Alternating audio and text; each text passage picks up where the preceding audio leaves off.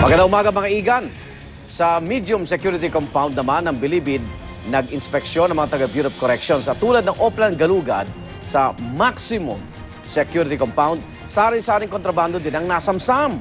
By live report si Jan Consulta. Jan.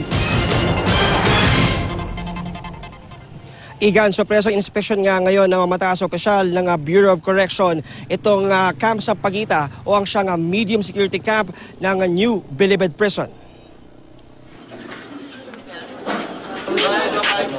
Matapos palabasin sa kanilang mga selda, mga preso, isa-isang sinuyod ng inspection team ng Bureau of Correction ang mga dormitoryo sa loob ng medium security camp ng NBP. Sa inisyal na pag-iikot, Igan, ay walang nakita mga kontrabando, kaya nagduda na ang grupo nila Bureau Director Rainier Cruz at NBP Supervisor Richard Schwarzkopf. Sa tulong ng isang tip, ay bigla nilang sinama sa inspeksyon ang mismong mga opisina ng mga jail guards sa mga dormitoryo.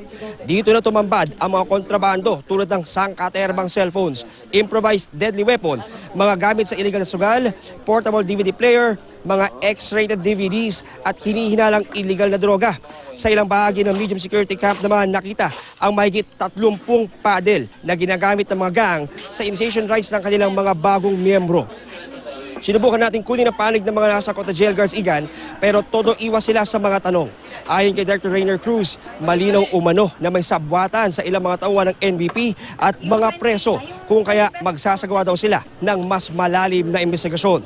Sa ngayon ay tumutulong na rin ang EOD ng Philippine Army gamit ang kanilang mga metal detectors at mga K9 units naman ng PIDEA na sinusuyod ngayon ang grounds ng medium security camp kung saan nakapit ngayon ang may 6,187 na preso.